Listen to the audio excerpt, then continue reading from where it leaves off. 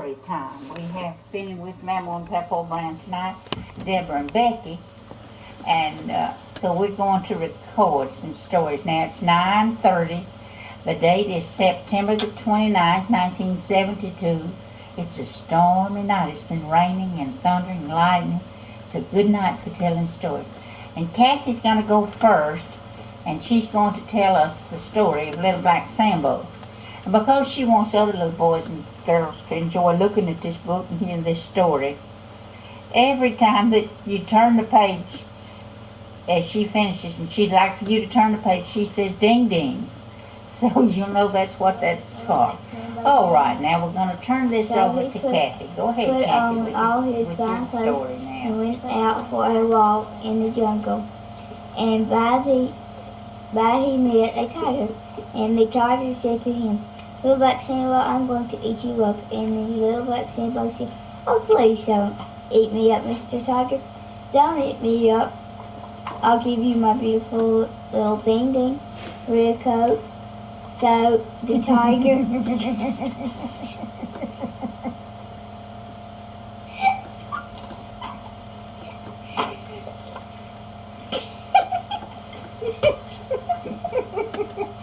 She said, "I'll give you my beautiful little ding ding in a red coat."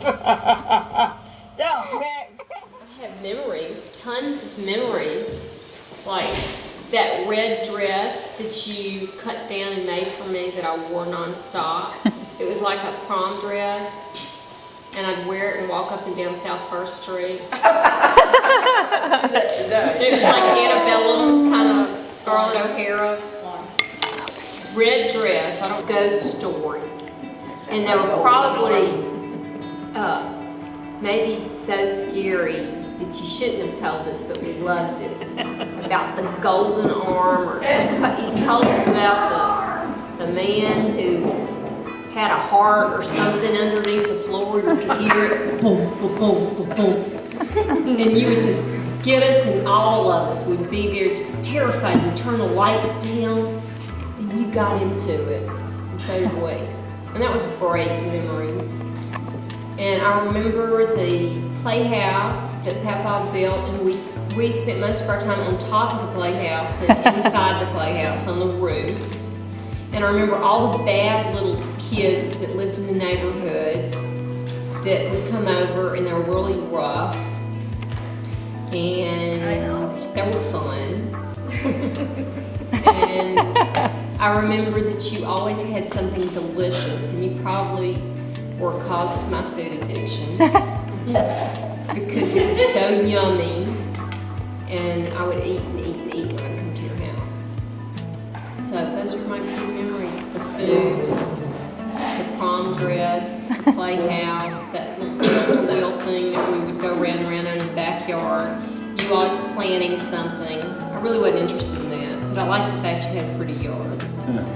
And you always decorated at Christmas, and so did Papa, and I loved that. And it was fun because your house was always the best on the street, and that made me proud that your house was always the best one. So yes, I have to add that my husband and I won 3 years in a row, but the last time, the first 2 times was first place, but the third time, they divided the city of Monroe up in different areas. So for the poor folks, we won on the south side. You beat. And the wealthy people were another class. And of course, naturally, they had a little more money to decorate. But they didn't outdo us artistically, because even the judges would come by and say, "Your items are superb." And I still have pictures of those Christmas. They're great, and we would always make Christmas ornaments that were just awesome. Y'all create. And I have to say one more thing about Deborah, I think, because she was the first grandchild, and the most adorable thing that I'd ever seen in my life. Every moment that I could, I was about Deborah, like Deborah's or Margaret. That's the only thing in the world that matters now. But Deborah, I bought her a darling little Easter dress. And we'd gone to Forsyth Park and had the Easter egg hunt, took pictures. And she came home, and Naturally, the first thing my husband's gonna do is turn on some kind of Western TV and noise real loud. He served 3 years overseas in the anti-aircraft artillery, and his ears must have got shortened out because he could not hear well. He turned the TV volume up. But Deborah was sitting at the table, let me paint. And I was letting her paint with different things. I had this gold paint that was very expensive that I used on my ceramics to make the trimming to ceramics pretty. Where she got a hold of that gold paint, opened it, I don't know. But she had everything painted gold, even her brand new dress. And I never wanted to choke kids so bad in my life. But we made it through it. Amen. That's good. I love you, and I'll always have all these great memories. So, hand over the You're big. Hang on a second. Always coming over to your house and spending the night, and the storytelling and the food is also on our playing in the yard. I can remember going across the street and playing in that big tree, and all the neighborhood kids would come and we'd pile up in that tree. We looked like Christmas ornaments hanging. And you would also have a dinner bell in the backyard that you would ring, and you'd scream, "Come and get it!" And not only would we come eat, you would always feed and give treats to all the children in the neighborhood, make sure everyone was fed. I can remember we'd always look forward to coming to your house to eat, even when Mama had fed us. And I remember Mom getting so angry because we'd always say, we're hungry, and you would say, "Clarice, you haven't fed these children all." And you'd always have something prepared for us that was really special. The ornaments we would create, you were the most creative person I've ever met to this day, you know, to entertain us and to build memories. And that was like your main goal. You were always like the glue to the family. You always wanted to be family. You always wanted to make sure everyone was fed and loved and clothed, and you took care of us when Mom and Dad were always away. Not always away, but I remember you being at the house. I remember us growing up on South First, spending the night, and having just wonderful times. And you just always made us feel at home and loved and cared for, and it was just very wonderful. Love you very much. Well, I think one of my good memories is sitting in Mama's house getting a permanent. Because we'd sit there together and she would work for 4 hours, rolling my hair up. And that was, do you remember doing that, Mama? You spent hours putting perms in my hair. Yeah. You didn't have to do mine. And I would come over there and probably about every 3 months. That lasted for several years because I had to look like Farrah Fawcett. But we'd sit there at that year-round kitchen table, and you'd comb up those little strands of hair and curl them down and make it tight and put all the chemical on it, and that stink real good. You remember what age you were from?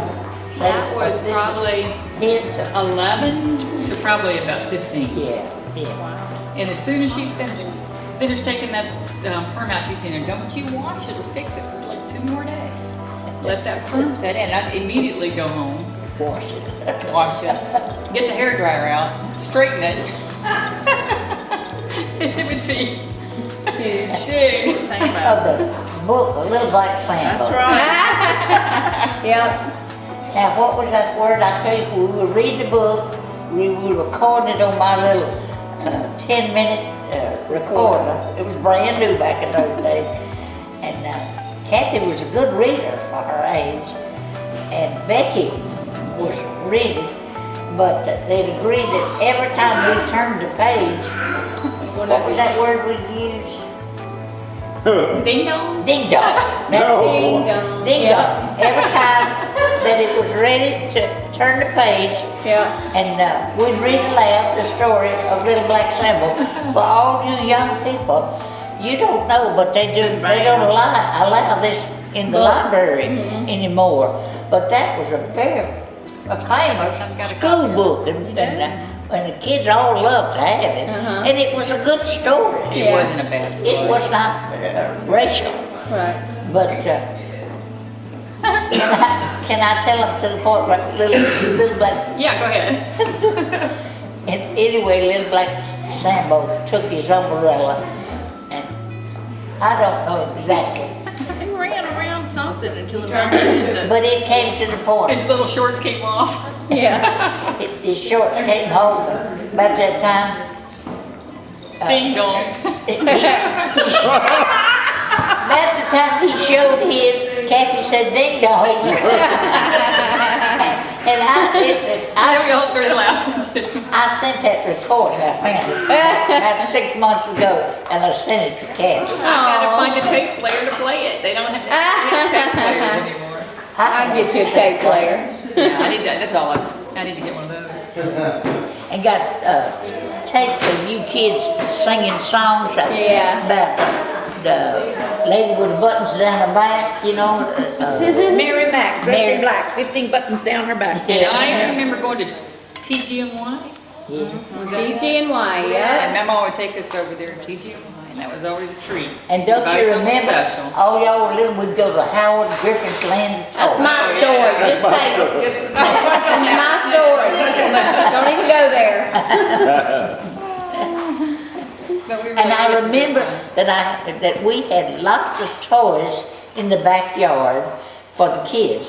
You know, this tilt-a-whirl, you get 4 of them on it and go, and swings and things. But my husband had made this slide.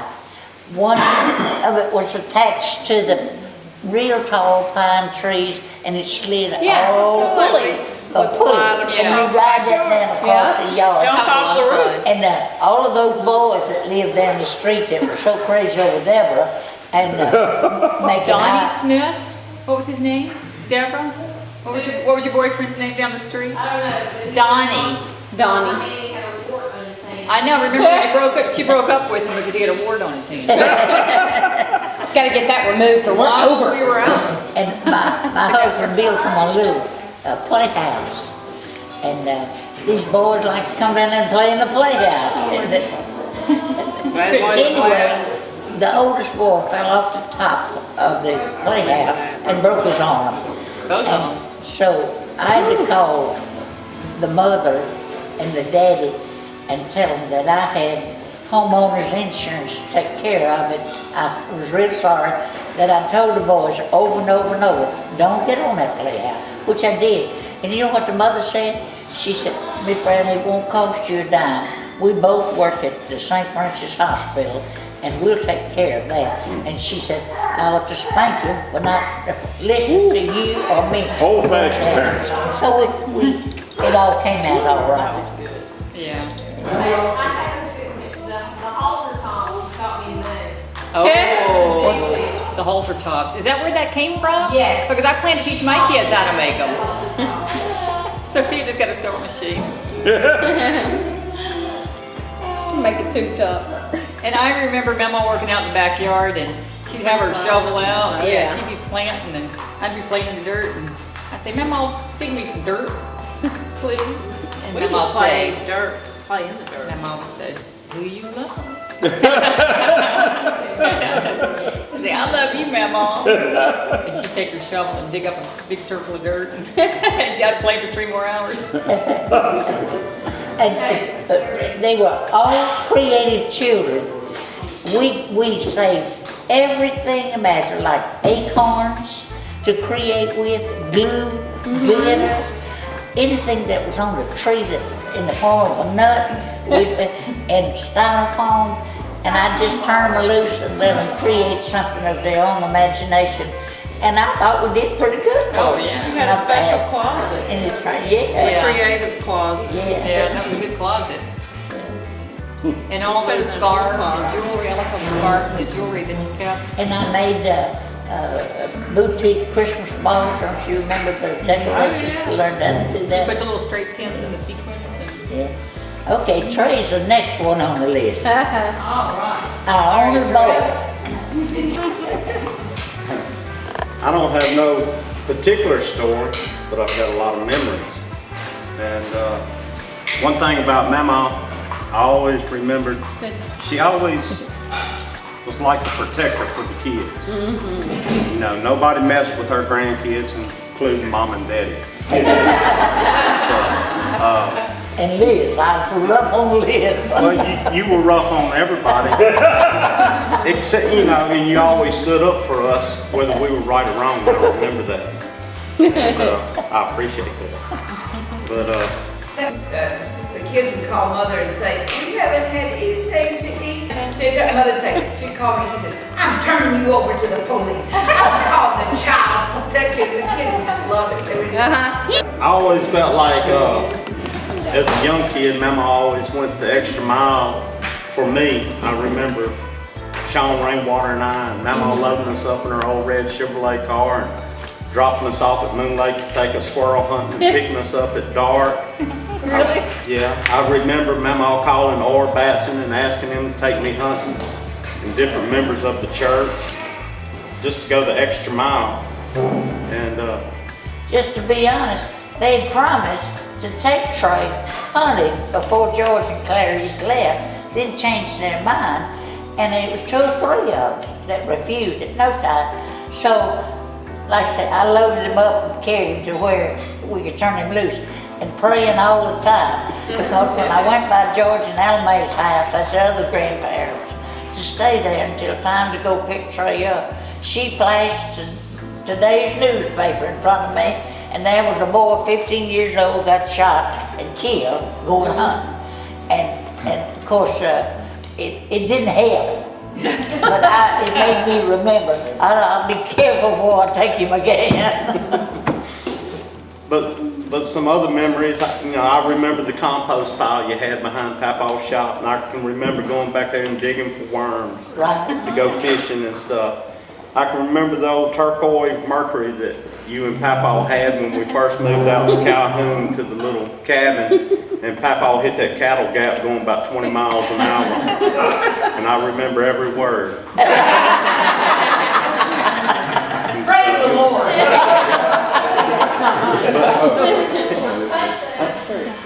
There was a lot of memories. I remember you staying with us, and I believe Mom and Daddy they were gone out of town, I forget where, but Tammy Davison lived there at the house with Becky, and Krista Crimp was spending the night with Kathy. I don't think Deborah was there, and Julie was there, and I got in a fight with Becky and Tammy and Kathy and whatever other girls were upstairs. Anyway, they all took off running, and Julie was the only prey that was left upstairs, and she ran into the attic to hide from you were cooking in the kitchen when she fell through the ceiling. Leg. Trying to stop me running out of the Yeah. front door. But I got all kind of good memories of growing up and the things that you've done for not just me, but for all the kids and stuff. And I appreciate it. I love you. And if there's anything I can say, you got true grit. I have to tell this. I thought it was the greatest bit of appreciation for a grandmother that anybody could ever experience. I was living at McKean Plaza, taking a nap, and I was asleep. And I felt somebody lay down on the bed by me. Well, I'd never had this happen before. And I kept one eye closed, the other eyes open, and I could see it was Trey. And he said, "Mama, I didn't mean to wake you up. I just wanted to be near you." And he came and laid down when I took a nap. I thought that was so sweet. I figured he must be having trouble somewhere, and he's just looking for somebody to share. Be Mama too. And another memory I have with Trey, after Clyde died, he went out there in the backyard, Trey did, was rubbing his hand around over the boat and the motor and the trailer and everything out there. So said, Mama, why didn't Papa ever take me fishing? I said, I don't know, honey. Trey was a little boy. And he said he promised to take me fishing. And I'll always remember. He almost cried because he thought about how many times. And my husband had promised and thought he was going to train Trey to do the boat while he fished. It would be good, but he didn't live through that. Yeah. What? You about 6 when Papa died? About 9.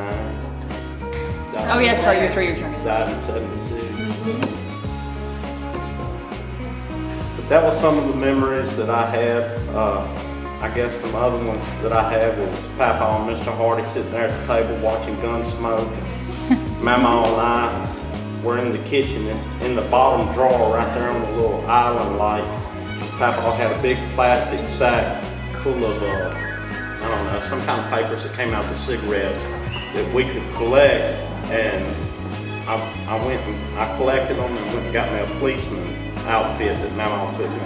I was probably 7 or 8 then when all that happened. Oh, don't you remember? He loved to see me make dumplings. And he'd get up on the counter and we'd make dumplings. But he loved noodles. He cooked him some, he knew how to put the water on the stove. I pulled a chair up to the stove. He turned the gas on, got the water hot and cooked the noodles, cut the gas off, drained and put the butter and fed. By the time he's 4 or 5 years old, it was dangerous. My husband kept saying, that boy ought to be on that stove. I'm watching him, let him learn to cook. You taught all of us how to cook. Yeah, I want to. Even John, when John came along, I told John how to cook. That's it. Your time.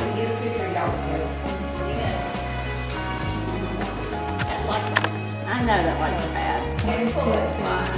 It's the door.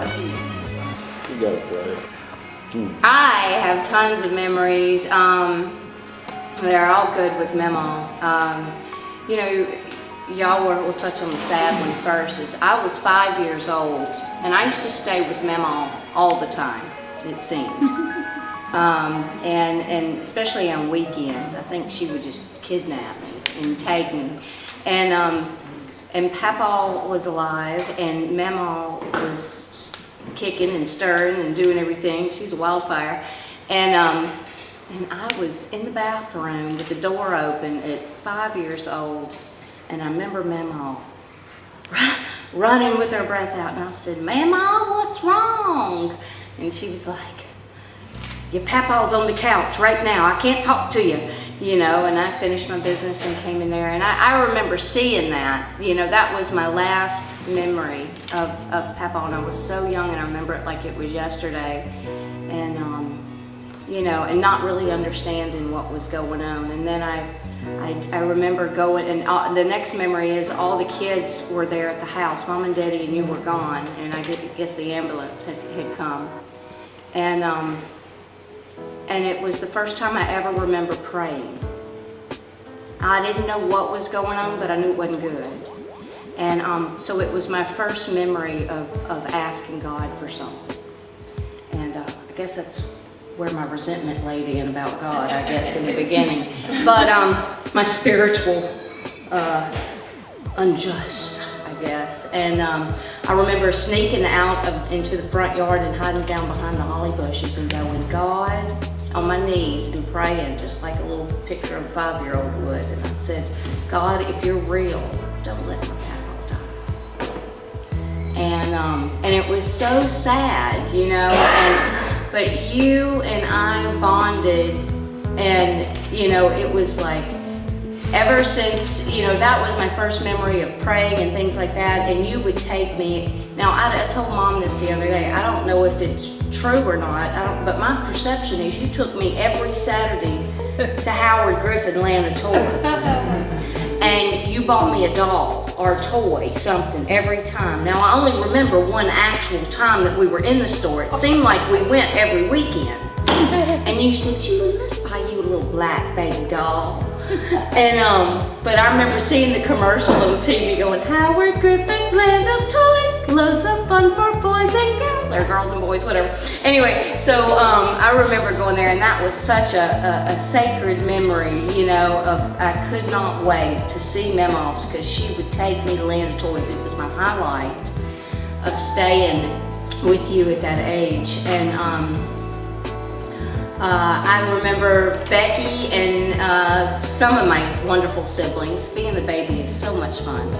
And they thought it would be funny to tie me in the back of a red flower wagon and hook it up, rig it up to Craig Tarver's motorcycle. Whatever it was Going too fast. it was good. They had hitched it up to the back of and seatbelted me in the radio flyer wagon. And Craig Tarver went around the cul-de-sac, and when he did, the whole thing turned over sideways, and it took all the skin from my wrist to my elbow off. And I remember you taking me from Mom, saying, give me that girl for a week, you know, whatever it was, and you nursed me back. And you would always, like Trey said, you would always step in as oh no, I'll handle this, you know, and I'll take care of this, and you did, and take over and the protector of the family, and that is always so precious, and I try to incorporate that now in my lifestyle so much, you know. I see it coming out of me the older I get. I'm just like, I okay. see it in all you girls. Deborah over her children, with Becky, and me over Clarice. We was driving down just before you turn to go on the bridge, and I said to her, why don't you get over in the right-hand lane? And she said, Mama, I've driven all over the world, and you still telling me how to drive. I am gonna be 69 years old. Have mercy on me. Like, we can tell each other what to do, but don't anybody else correct our kids.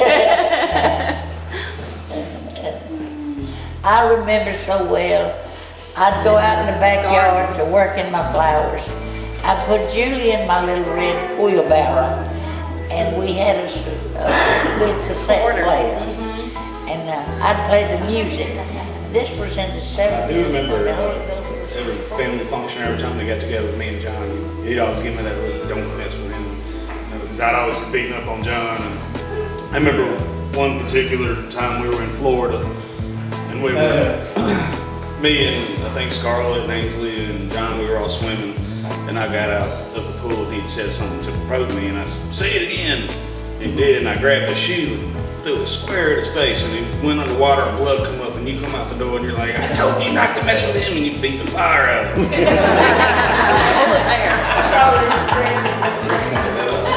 You beat the fire out of him. Good memory. Very Bud. good.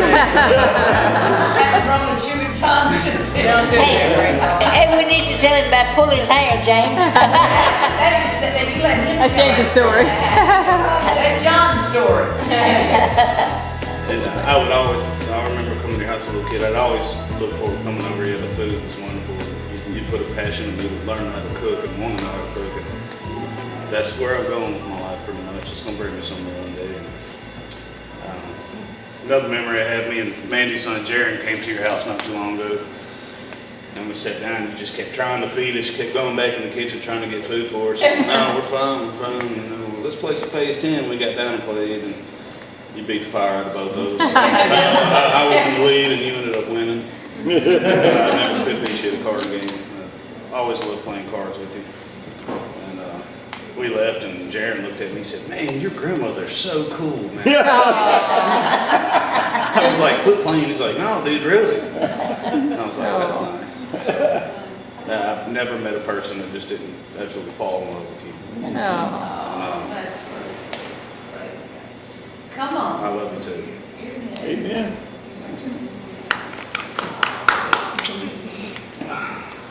My memory, of course, we all remember food. Nobody cooked like my mom. Right. And man, it would stick to your ribs. We were all fat little kids because of her. There was gravy on everything. Her fried chicken was beyond compare. But you know, I remember creating with Mama and her always taking time. And we must have drove her crazy because we would go stay the night with her and she would literally sit with us for hours, it seemed, and take little stick pins and push them, you know, take a sequin and push it into the styrofoam balls, and we would make these ornaments with felt and glitter, and it was so much fun. We decorate pine cones and put the wax on them.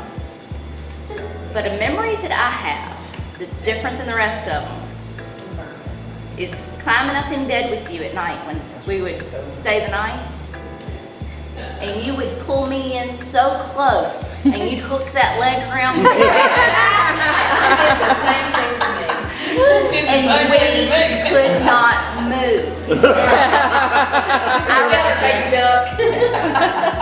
I remember just being wrapped up in Mama, just with her, I mean, completely, had her arms, legs around you, just loving on you. You call that bonding. Well, it's true. I've never known somebody that loved so freely. And I get choked up thinking about it now because I have my son now, and I really wish that he could have experienced all the things I have with my mom, and you know, have known her when you were out working in your garden and teaching us about flowers and teaching us about food and teaching us about boys. But all the things you taught us and how hard you loved. We always knew we'd get something good when we went to Mama's house. So, I love you. That's good. I guess out of all the grandchildren, that's probably the only one that stayed with you almost every weekend. You know, Friday would come up and get out of school. I remember asking Mom, "Take me to Mama." I'd call you constantly. I'd go run in the living room and call you on the phone right after she hung up with you to make sure I was coming. When I moved to McKean Plaza in 1900, John was about 3 then, and I soon be there 19 years. Everybody that all up through the years, John would visit with me and help us put up our Christmas ornaments and lights and things. Those that have been there a long time with me all knew John and asked about it. A lot of them are gone to the grave now, but there's a few remember. And I said, well, he's living right across the street now, married and expecting a baby. They want him to come see us and bring you baby. Oh, and you know, I don't really remember too much on the pulling hair part. I just remember the hair pulling. But I'll tell you one memory I got, and it was kind of sticks out in my head. I was being bad at that time. I was probably about 10 years old, and with Mom and Johnny, and they were doing something, and they parked at Fred's to go inside Fred's, and I got out of the car and ran all the way across that little field, all the way to Mama Audie. Mama Audie wasn't even there. And I went next door, she was staying on the 4th floor, and I went next door. I was next door with another older, I can't remember her name. So I'm gonna wait here till she comes, and I heard him out in the hallway knocking on Mama's door, and I was like, "Don't open up the door." And I said, "I'll wait till Mama comes, I don't want to go with you." But it was all good memories. Oh yeah. Fried eggs for breakfast. Yeah, I recently just I made some homemade chicken dumplings not so long ago, and every time I make something, I try to bring her something that's home. I think we were living down there, and we've been riding around Baton Rouge. The kids have been in the car for a while. Breck and John were very small, and we went to visit the ship there at the port. Not a battleship, but a little Navy ship that they've got there set up as a museum. And when the kids got out, they took off running, and John was just like a live wire, full of energy, just running by Mama and almost knocking her down, and she keeps screaming, quit running, John, come here, John, and John was just like, he was headed for the museum building. And Audie, she'd called his name about 10 times, and finally she said, Brack, get John, and when you catch him, pull his hair. And I thought that was the funniest thing I had ever heard. In her frustration, she couldn't think of anything else to do to put him straight but pull his hair. It was a funny moment that stuck in my head forever. James, while you're there, as a grandson-in-law, just do you have anything that you would like to share what mother's meant to your life? Well, you know, Deborah and I lived with Audie for a while prior to moving to, I think we were moving to Lafayette right after we were married, didn't have children or anything. We were staying at Audie's house, and Deborah and I hadn't been married that long, and we took a bath together in the bathtub that night, and Audie had gone to bed. It was pretty late, and as we're in there drying off, we looked and saw, this is terrible, I told Deborah I wasn't going to tell this, but we saw her teeth in a glass of water that was soaking. We got those teeth and we put them in our mouth. And that was the funniest thing. I mean, I was hurting so I was cracking up. She kept saying, be quiet, you're gonna wake Mama up. And I said, well, here, you put them in your mouth. And we stood in front of the mirror for like 30 minutes playing with her teeth. But we rinsed them off really good, Audie, after we got through. We rinsed them off really good. This is the card playingest woman I've ever met in my entire life. I've never seen anybody play cards and love to play it as much as she and George and Trey. And They love to win. they do. They're competitive. I don't even like to play with them. They're brutal sometimes. But yeah, my memories of her, you know, always. She's kind of like my mom. She's always defended her family and the children and the grandchildren. I don't care if they were right or wrong. She was going to stand up for them and, you know, be their defense attorney. But you could get out of line, she'd let you know. And she told me some stories not long ago that really touched me about her childhood and about the, going to the garden and after their mom died and their dad was gone off and all these poor children were by themselves and went down the street and were digging up carrots and things out of the garden of some people's house that had moved away. And I tell you what, I had such an appreciation for what I had growing up, my parents that were there for me, that it was really an eye-opening experience for me. But I'll always remember going over there to eat. She definitely was part of my weight problem too. Great cook. I'm still trying to master the cabbage. I still can't get it right. Deborah tells me every time I cook it, you need to talk to Mama. Anyway, I'll let John. CC, Love you, man. I'd like to remind y'all that tomorrow is Resurrection Sunday and it is CC's birthday.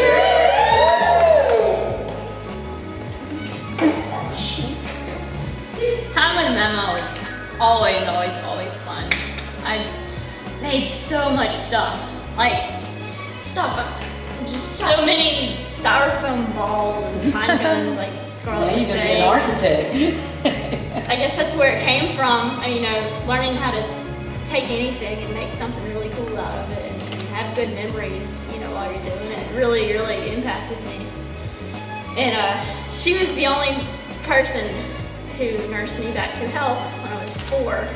And I was sick and I would not eat anything. And I was so skinny and I was throwing up everything. And she would cook me a fried egg and I would eat it. And that was the only thing I ate for about a year when I was 4. And I just remember going over there and the food was so good. I always loved chicken and dumplings and the cornbread was so good. And cabbage, everything.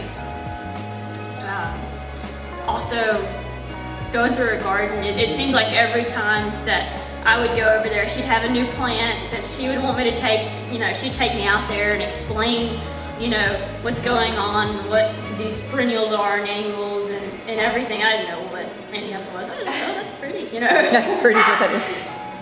And just, it seemed like she knew everything, like everything in the garden, anything that grew out of this planet, she could name it, and like, it always blew my mind with some of the words that, it was just so cool to me, and so creative, and I loved how I could always go over there and she'd give me an orange slice piece of candy. She had a jar full of them, and they were just like my favorite candy.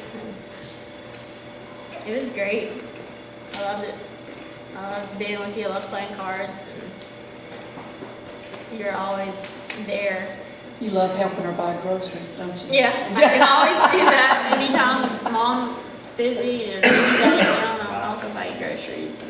18 today? 19 tomorrow. Oh, my. 18 today. Yesterday. Born yesterday. I never got to see you in your other house. I always knew you as being in McCain Plaza. But I loved how I could always walk down the hall and you'd go with me. And anytime I learned a new piece on piano, you'd go sit in there and listen to me play. And Yeah, at that time I had 10 flower beds, and I kept them up, volunteered to keep them for McKee. They were beautiful, and she'd come, we'd take a tour of my garden. yeah, That's wonderful. and I'd always go down the hall and get you ice anytime you needed it. So, I like to show my grandchildren, I want to tell y'all something. Older people love to have babies and young people around them. And we seldom ever see people bring the babies up there to see old people. I don't know, they must think they got something terrible contagious. But I said when Scarlett came home this time, I'm gonna get her to bring Margaret and just let me show off my great grandson. Really? This is one great kid. That grandchildren light me up. But I have to say, first of all, I never had but one child. And she was the love of my life. And still is the love. And I am very proud. And from the day that she married George Marbury, he became my son. I love him. He's always been good to me. And I love George as much as I love Clarice. And my grandchildren, great-grandchildren, and great. I love all of you, truly, from the bottom of my heart. And when you take on a husband or a wife, they become my children. When somebody asked me, how come you to change from Humana to Arcadian? I said, because my grandson was selling Arcadian. And he is my grandson by marriage, but I still call him grandson. Also known as John. How you doing? She called me John forever. Hey, it's Johnny Bradshaw. She'd say, John, I mean James. Johnny. I thought to myself, I might just make a test today and go around and see if I can remember all of them's names. I said, no, I better not do that. Your house with Aunt Deborah and Scarlett, and I think Cece was there. And we sat down and we had like this 8-course meal already set up and everything. And so we sat down and Deborah whispered in my ear, you have to eat everything on your plate. And I was mad. And I was like, I didn't think I could eat it. You know, I thought I had to eat all of it. I was like mad. And as soon as I tasted your food, I was like, this is not going to be a problem. So that was fun. I remember playing, it was just you, me, and Papaw playing Phase 10, I think, for the first time. And you kept looking over and shaking your head because I kept making the wrong moves, had no idea what I was doing, trying to help me, and Papa was all into it, just trying to beat you, and no one could ever beat you. And, but this time, when I came and visited you, on a Tuesday or Wednesday with my mom, and we sat there and talked, and we made taco salad, and just really spent some time with you. It's been my favorite. Well, we did. We had a good time. They come to take me out, and I said, I made some taco sauce. I made it at night because I didn't want my meat to get old. And they said, no, we come take you out. I said, I got all the makings of taco salad, but sour cream. Julie ran to the store and got the sour. And we had taco salad, and it was delicious. It was so I'm glad good. that's a happy memory. It is. I loved it. That's a great. I love you. Where is Miss?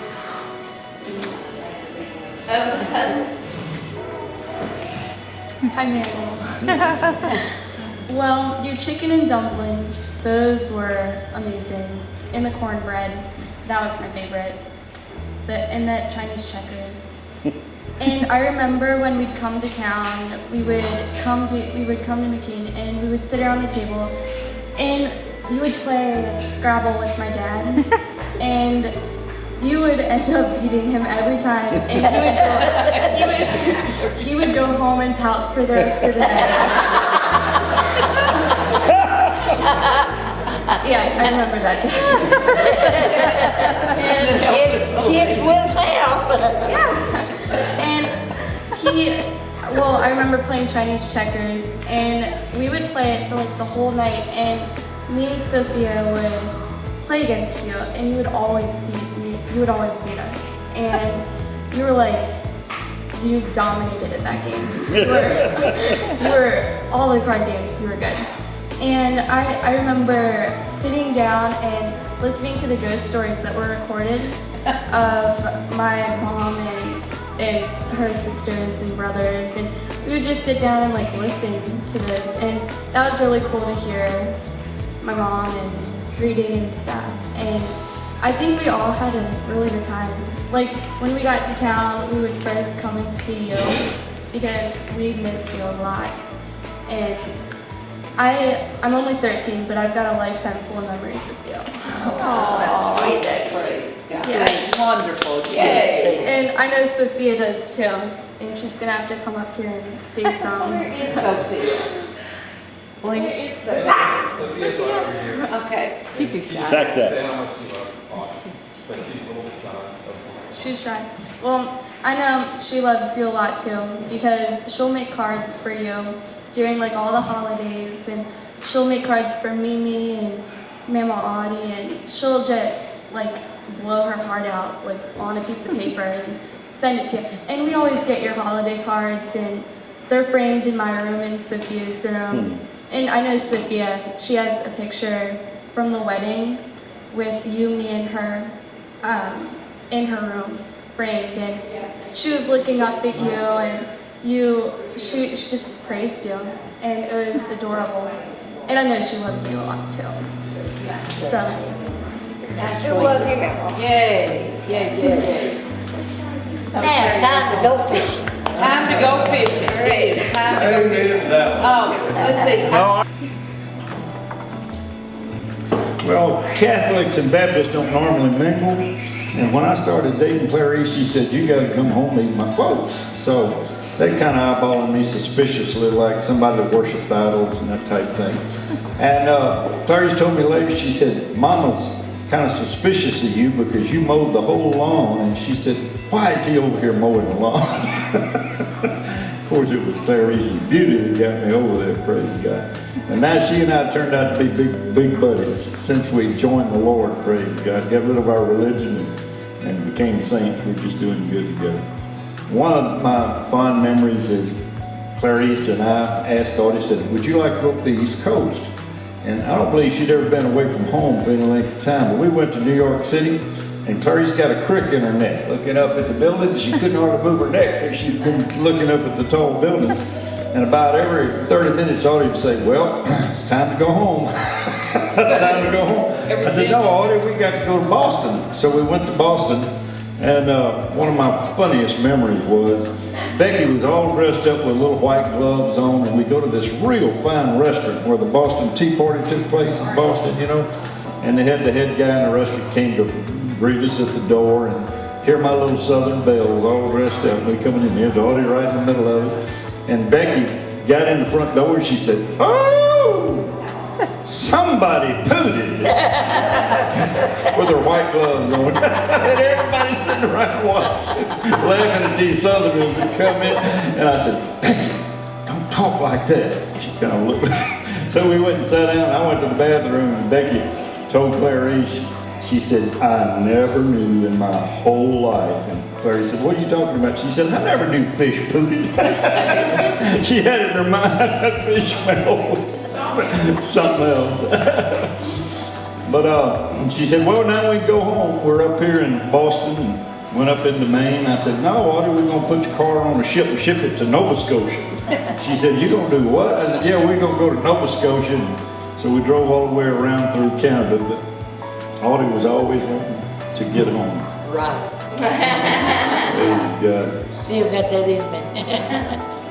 well, I don't know, so many memories of Audie and Clyde, and what a precious memory it is. Audie, I love you. My mama's gone, but you still my mama. Okay. Haley, are you there? Hey, darling. Go ahead and say something. I miss you, and I told Julie when she said she left you home because of school, that you would fail if you came. I said, well, she'd have just had to fail, because I brought my kid to Monroe. So I hope you pass. You'll get a secret trip this summer. How about that? I love you, baby. Love you, Haley. Love you, Bye, Haley. Yay, Haley. Bye. All right, baby, we love you. Thank you. This has been wonderful. It'll really be wonderful when you get it and have an opportunity to see how precious it is to take time in our life to just set aside and honor people. I just returned from a trip in Florida, and I had about 600-700 people I was talking to. And most every place that I go to, I'll call the children in before I minister to the adults. And I'll get all the children in and I'll say, send me the children from infants up to 12 years old. And I'll sit them down in front of me and I'll tell them how I came to know the Lord. And how when my mother's mother was dying, my mother was 5 years old. And she told me when I was a child, she said, I remember my mother praying. I remember mother said that she heard her mother as she was dying. She had 5 children, had a new baby that was 6-7 weeks old, and she had spinal meningitis. And she said she remembered her mother saying, oh God, my babies, take care of my babies. And that she was from a Pentecostal background. And then you hear the story that was so sad, but I would hear, Mother would tell me about her upbringing, being separated from her family, from her siblings, from everything that would be familiar. And then, of course, she lost her foot in a terrible accident. And I would listen to these stories, and she'd tell me about how coming, that the matron would be mean to her. I had to, later on in life, really forgive that matron. I never met her, but I hated her for being mean to my mama. And as a child, when I would hear those stories, what it brought into my heart was that I would take care of her forever. You know, that there would never be a time that I wouldn't take care of. And I just learned how to be to this. Well, you got your overcoming. Yeah. And when I think, yeah, help me out, baby. When I think what it would be without her.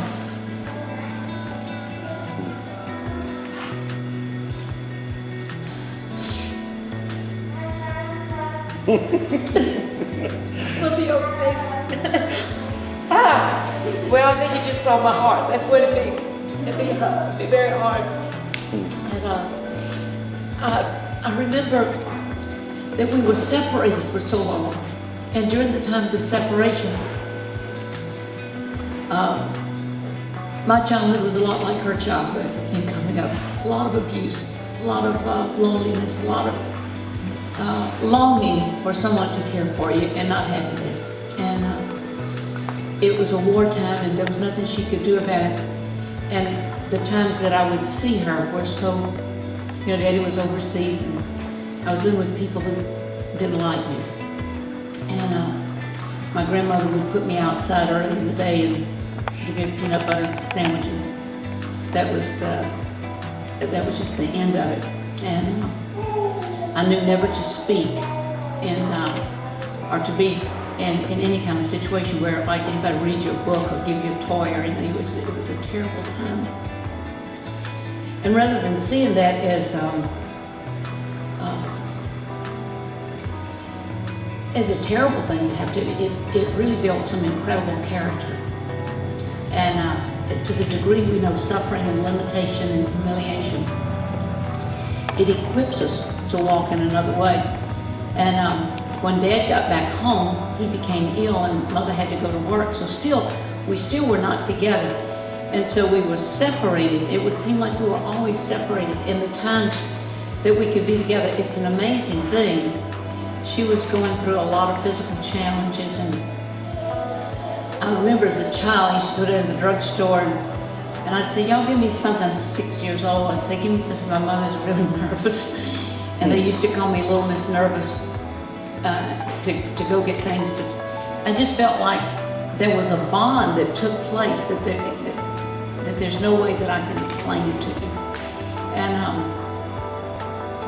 Mother I thought she was the most beautiful thing I'd ever seen in my life. And the time that we could be together, I'd walk with her to the post office. The post office was down a block and she was working for a food program. She'd go get the mail in the morning. And I remember just looking how beautiful she was and how happy I was just to be in her presence. And we'd be holding hands and walking to get the mail. And I remember one day, this man used to, you had a lot of beggars, after the war, they'd sit on the side of the road and shake a cup and say, can you help me? And we passed this man, Mother was all dolled up and dressed up, and he says, can't you help me, can't you help me? And she says, I can, and she just passed him up. And then we came back out of the post office, she had the mail, and he shook the cup at us again. He says, lady, can't you help a crippled man? And she says, I certainly can. And I remember she knelt, she bent over, and she reached down, and she hit her leg like this, and she says, get off your butt and get a job.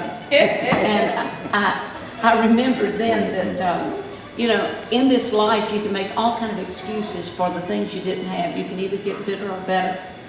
And I remember one day she took me over to Gus's Cafe, and we were having a Coke, and the waitress came and said, she said, do you have a cork leg? To my mother, and Mother said, well, no, she said cork leg because you said, she says, I have an artificial limb, but she said, there's not a day that goes by I don't thank God I don't have a cork head.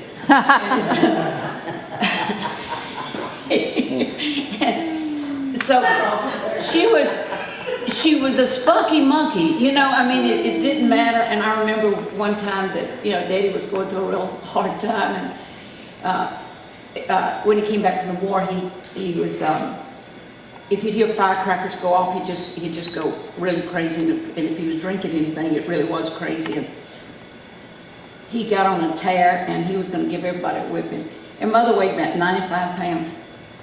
And she got on the top of the bed. I don't know how she did it. She was on the top of the bed, and she liked to beat that man to death. I mean, and you on one side, and Hazel Aunt Louise on the other side, and Daddy got so mad at both of them, he didn't know what to do. He picked up one of the chest of drawers and ran out the front and threw it out the front door. So then he repented because she beat him so bad. He decided he would never drink again. He got locked up and took him down to the city dump. I mean, this was like when I was 6 or 7 years old. And you think that is a dysfunctional background. Most of you guys don't know what dysfunctional is. I know dysfunctional, and if you know dysfunctional, most of you chose it. But it's the thing that I saw is that when Mother told me about her mama dying and praying for her children, and then all the things that the Mother said to me, she says, the most wonderful thing God ever did for me is to put me in the orphanage, because there somebody preached to me the gospel, and I learned out who Jesus was. And that everything in her life changed, where she had nothing but lemons, she learned how to make lemonade. And she presented that to me over and over again. She told me, she said, you know, Clarice, when I had you, she said, I knew there was no way I'd know how to take care of you, so I gave you to God right away. And when I was 5 years old, her uncle was a builder, a Pentecostal lady, and I'm not going to believe this, but it's just so can be the influence that constant and faithful. You'll find me in my devotion.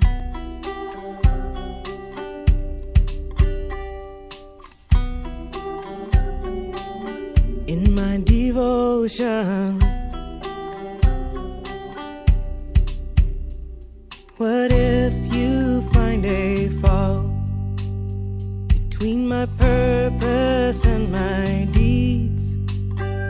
Deem me beyond salvation, judge me to be unworthy of your devotion.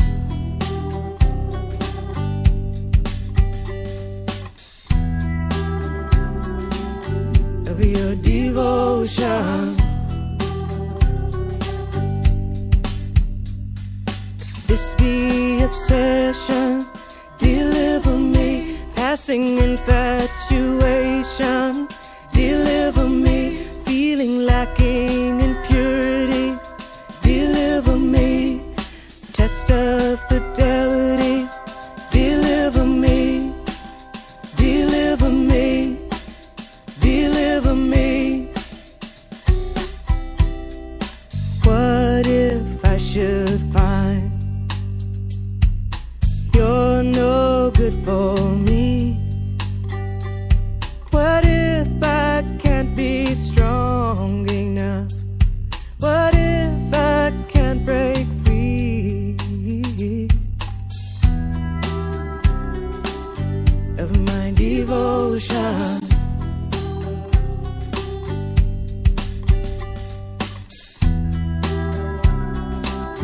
Of my devotion.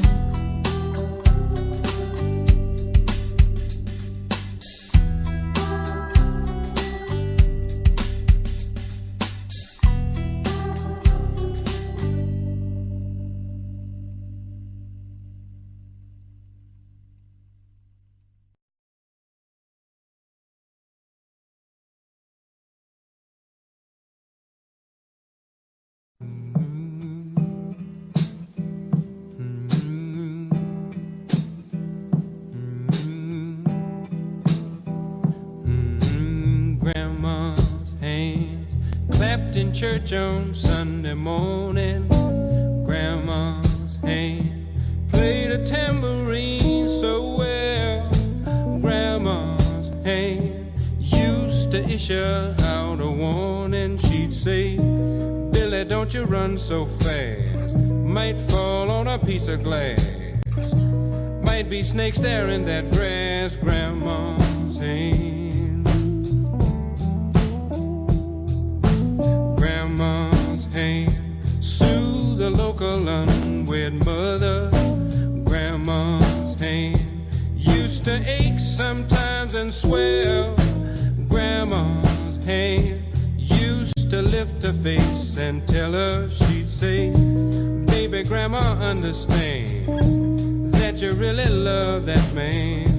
Put yourself in Jesus' hands. Grandma's hand.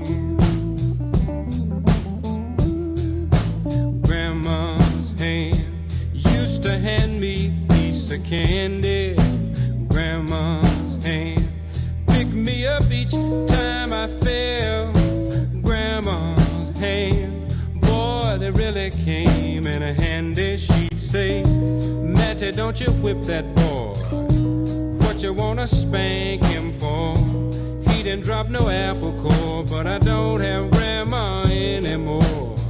If I get to heaven, I'll look for grandma's hand.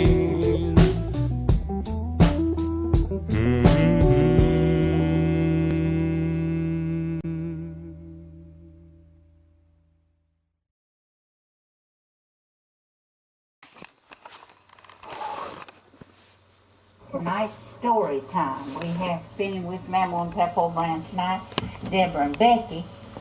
And so we're going to record some stories. Now it's 9:30. The date is September the 29th, 1972. It's a stormy night. It's been raining and thundering and lightning. It's a good night for telling stories. And it was a very cold night. Very cold. The wind blew so hard.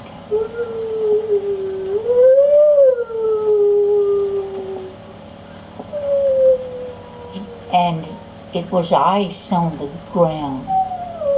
And in a distance, you could hear dogs barking because it was so cold. Also, out on the backyard, the cat was out there, and you could hear the cats.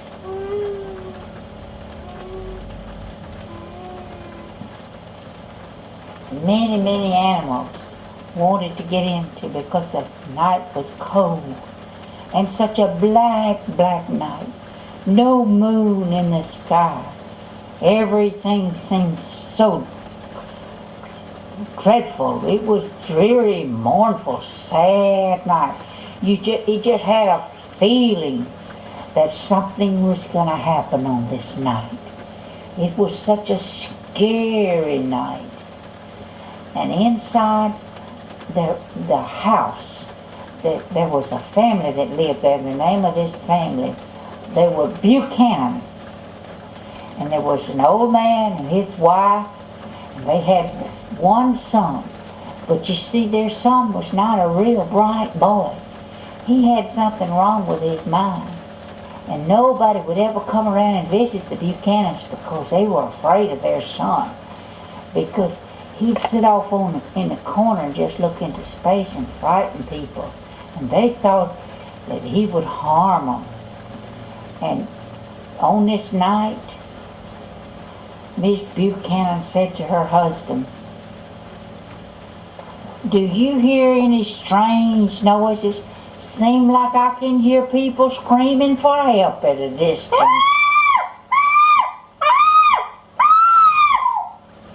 "Help!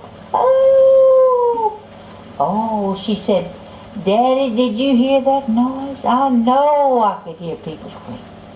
And Mr. Buchanan said, "Yes, I hear those noises too. I think we ought to load up the shotgun and get the lantern and go see if there's somebody in hell." And Grandma Buchanan said, "No, we don't need to leave this house. We can't leave John here. You know, John's not a bright boy, and we'd just be afraid to leave him here, and people are afraid of him if we take him with us." And Mr. Buchanan said, "But still," says, "can't you hear those people calling for help?" "Help!" That's amazing.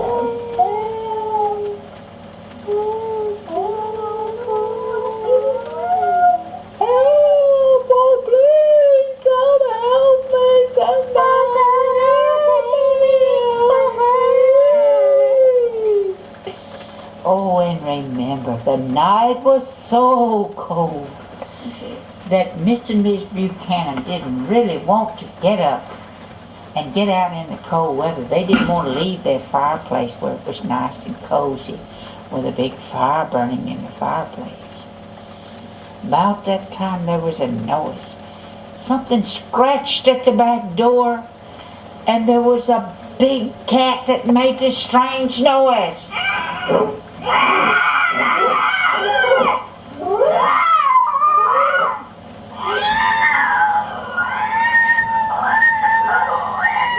And in the meantime, you could hear the dogs barking at a distance.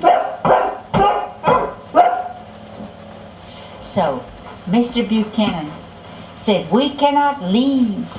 Whoever that is needs help, then that we've got to go. And Grandmother got the lantern, and Grandpa Buchanan loaded up the shotgun and said, we'll just have to take John along with us. And John was always obedient, and he followed along with them. But just as they went out the gate, as they opened the gate, there was a squeaking old gate, and they went through the gate. You could hear the gate squeaking like this.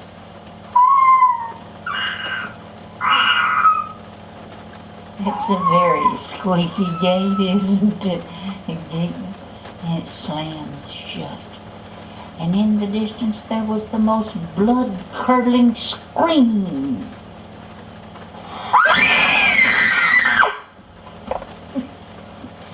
This scream was in the distance, not so close. Ooh, the scream sounded like it was just a little. And so this frightened Mr. Buchanan, so he almost let the shotgun go off with that noise around him. They started walking down the road. He had the gun all triggered, loaded up, ready to go, and Grandma was walking alongside of beside him with the lantern. And it was so cold, as you step on the ground, you could hear the ice crack beneath their feet. Ice. The ice would crack, crack, crack, crunch.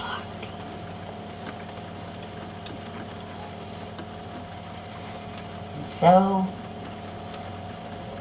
about that time, up jumped from the side of the road a big old bobcat.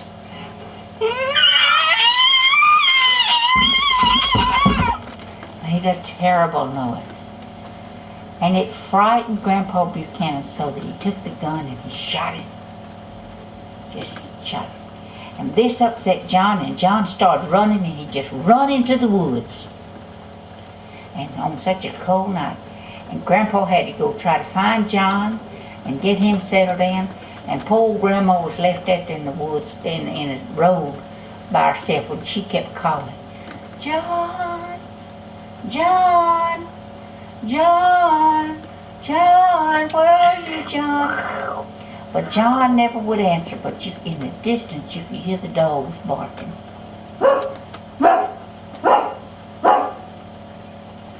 And it just seemed like that you could hear screams.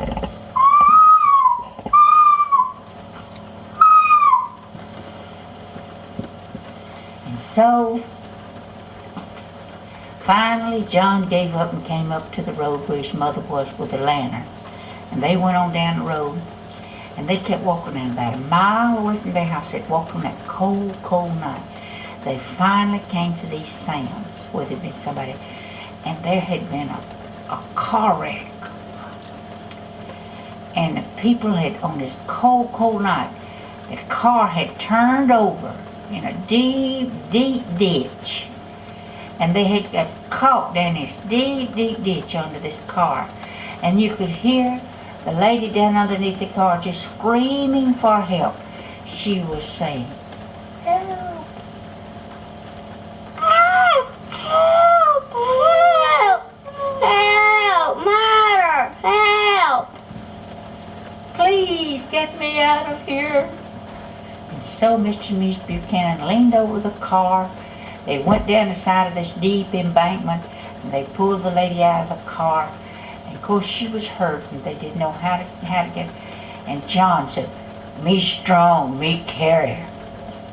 And they knew that John was a strong, healthy boy. And even though his mind wasn't bright, he held his arms and he put this lady.